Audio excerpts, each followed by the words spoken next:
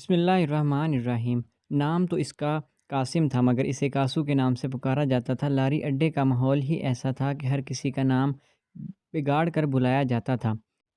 35 سالہ کاسو کی لاری اڈے میں چھوٹی سی پرچون کی دکان تھی۔ دکان اس کی اتنی چلتی تھی نہیں، مگر وہ خود ایک چلتا پھرتا پرزہ تھا۔ اکثر بسیں اور ویگنیں تھوڑی ہی دیر کے لیے اس کی دکان کے پاس رکتی تو وہ دکان سے اٹھ کر مختلف آئٹمز کی آواز لگاتا تھا۔ اس طرح کچھ سواریاں اپنی مطلوبہ اشیاء بتا دیتی تو وہ گاڑی میں بیٹھی سواریوں کو فروخت کر دیتا تھا۔ سو خود تو بہت ہی تیز ترار، ہوشیار، چالاک اور تیز قسم کا بندہ تھا، جبکہ اس کی 26 سالہ بیوی عالیہ بہت ہی سیدھی سادی، شریف اور معصوم سی بچی تھی۔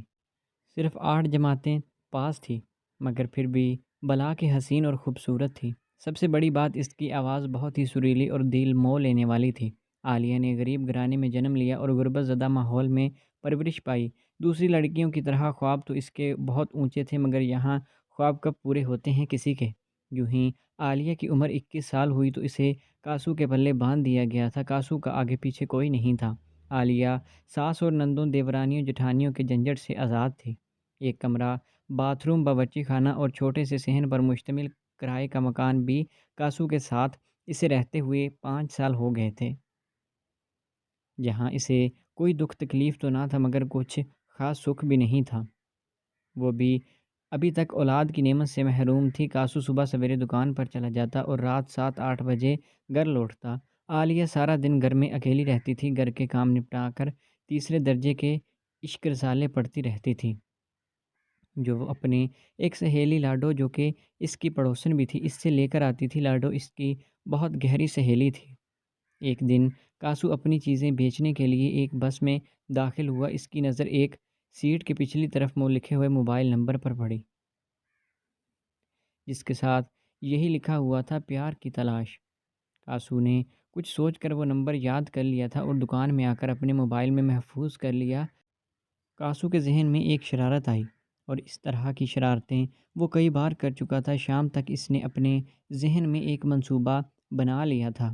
رات کو جب وہ گھر آیا تو اس نے کھانا کھا کر عالیہ سے کہا کہ وہ ایک نمبر ملا رہا ہے۔ اگلا بندہ کال اٹینڈ کرے تو صرف ہیلو ہیلو رخسانہ بول کر اپنی آواز سنانی ہے، بس اور کچھ نہیں کہنا۔ عالیہ نے پوچھا معاملہ کیا ہے، تو کہنے لگا اس بندے کو یقین دلانا ہے کہ یہ کاسو کا نمبر نہیں ہے۔ قصہ مختصر، جب کاسو نے نمبر ملایا تو تیسری یا چوتھی گھنٹی پر اس بندے نے کال اٹینڈ کر لی تو کاسو نے فون عالیہ کو پکڑا دیا اور اس کی ہدایت کے مطابق ہیلو ہیلو رخسانہ بولنے لگی۔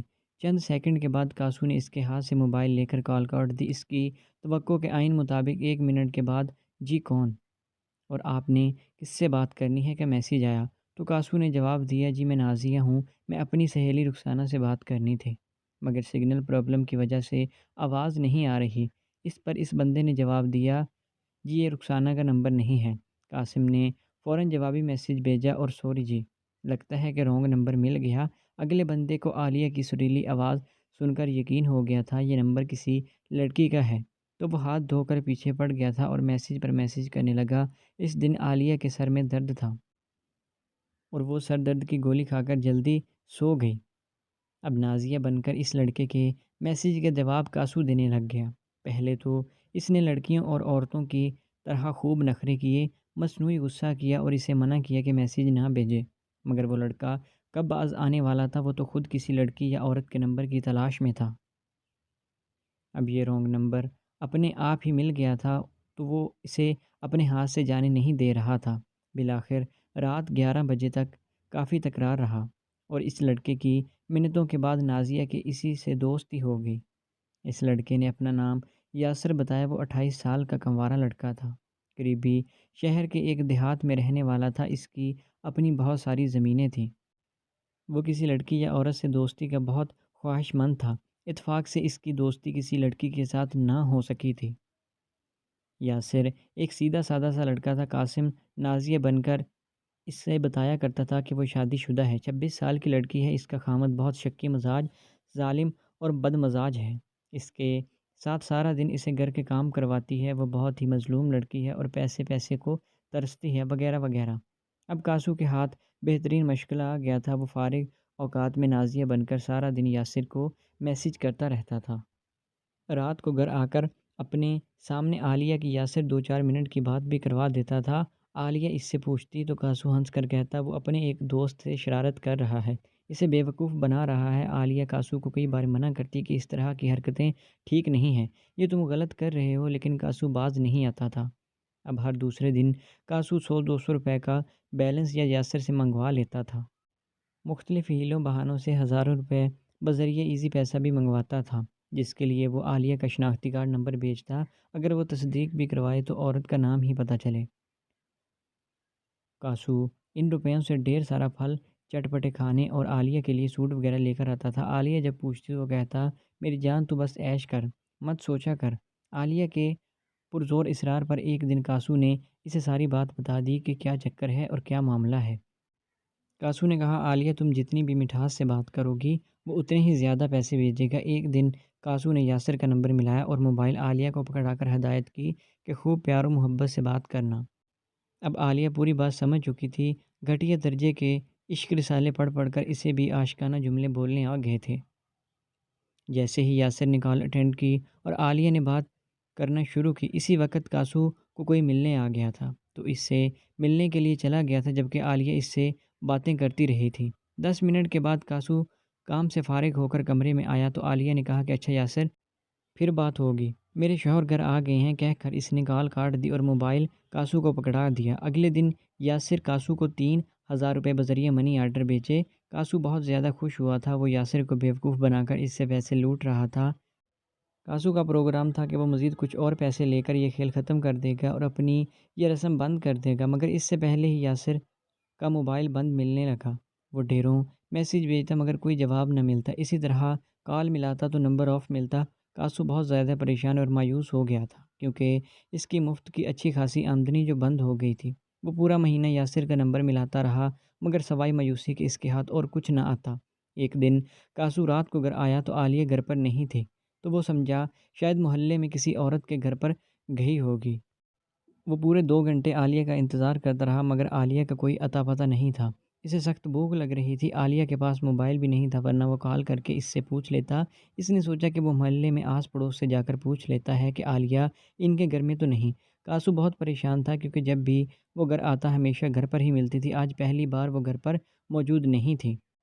ابھی وہ انہی سوچوں میں گم تھا کہ اس کے موبائل کی بیل بجنے لگی۔ کوئی نیا نامعلوم نمبر تھا، کال اٹینڈ کی۔ کال کرنے والے نے سلام کیا اور حال چال پوچھنے لگا۔ اس کے بعد کاسو تم یقیناً گھر پہنچ گئے ہوگے اور عالیہ کو گھر نہ پا کر بہت پریشان ہو رہے ہوگے۔ کاسو نے جواب دیا ہاں ہاں، مگر تم کون ہو اور عالیہ کے بارے میں کیسے جانتے ہو؟ پھر اس بندے نے جواب دیا مسٹر کاسو آرام سے میری بات سنو، میں یاسر بول رہا ہوں اور عالیہ اس وقت میرے پاس بیٹھی ہے، لو اس سے بات کرو۔ تو اسے عالیہ کی آواز سنا دی گئی۔ کاسو سے کہا کہ وہ عالیہ اور اس کا گھر ہمیشہ ہمیشہ کے لیے چھوڑ کر آ گئی ہے۔ اتنا سننا تھا کہ کاسو غصے سے تلملا اٹھا اور غصے سے بکنے لگا کہ کیا بکواس کر رہی ہو عالیہ؟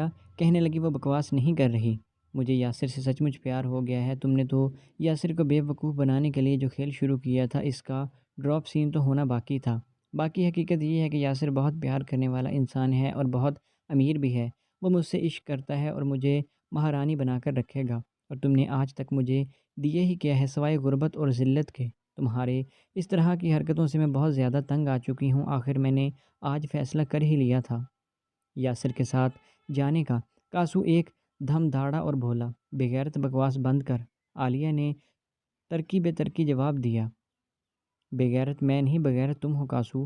کاسو نے حواس باختہ ہو کر پوچھا تیرا رابطہ یاسر سے کیسے ہوا؟ عالیہ نے بتایا کہ جس دن تم مجھے فون پکڑا کر گئے تھے تو اس نے یاسر کا نمبر تمہارے موبائل سے دیکھ کر یاد کر لیا تھا، کیونکہ یاسر بہت محبت چاہت اور پیار کا اظہار کر رہا تھا جو آج تک تم نے کبھی نہیں کیا تھا۔ تم نے کبھی کوئی پیار کا لفظ نہیں بولا تھا۔ تو اگلے ہی دن اس نے اپنی سہیلی کے موبائل سے یاسر کو کال کر کے سارا چکر بتا دیا۔ 2 دن کے بعد یاسر اس سے ملنے آ گیا تھا اور نیا موبائل سم بھی لے کر آیا تھا، اور پورا مہینہ وہ گھنٹوں فون پر باتیں کرتے رہے۔ ہم دونوں ایک دوسرے کے ساتھ عشق میں مبتلا ہو چکے ہیں، چنانچہ آج میں نے گھر چھوڑ دیا ہے۔ تمہاری کوئی چیز لے کر نہیں آئی، جو کپڑے پہنے ہیں وہ تم یاسر کے بھیجے ہوئے پیسوں سے میرے لیے لے کر آئے تھے۔ اب تمہاری بہتری اور عزت اسی میں ہے کہ چپ کر کے شرافت سے مجھے طلاق دے دو۔ میں اپنی مرضی سے تمہارا گھر چھوڑ کر آئی ہوں اور تم سے طلاق مانگتی ہوں۔ اگر طلاق نہیں دو گے عدالت میں خلا کا مقدمہ دائر کروں گی اور تمہیں پورے شہر میں بے عزت اور بدنام کروں گی۔ صبح 10 بجے یاسر تمہارے پاس لاری اڈے میں آئے گا اور اسے طلاق نامہ پکڑا دینا۔ اور ہاں، کوئی ہوشیاری اور چالاکی دکھانے کی کوشش بھی مت کرنا، ورنہ ہر حال میں تم ہی نقصان اٹھاؤ گے۔ یہ سن کر کاسو کے پیروں تلے سے زمین نکل گئی۔ اس نے لرزتے ہوئے لڑکھڑاتی ہوئی زبان سے پوچھا، عالیہ، یہ تمہارا آخری فیصلہ ہے؟ عالیہ نے جواب دیا، ہاں، یہ میرا آخری اور اٹل فیصلہ ہے۔ ہم دونوں نے ایک دوسرے کا پیار پا لیا ہے۔ یہ کہہ کر اس نے موبائل یاسر کو پکڑا دیا۔ یاسر نے کہا، مسٹر کاسو، مجھے پیار کی تلاش تھی اور وہ پیار مجھے تمہاری بیوی عالیہ سے ملا ہے، اور تمہاری بیوی عالیہ بہت ہی پیاری اور خوبصورت ہے کہ میں نے اس سے شادی کرنے کا ارادہ کر لیا ہے۔ تمہارا بہت بہت شکریہ۔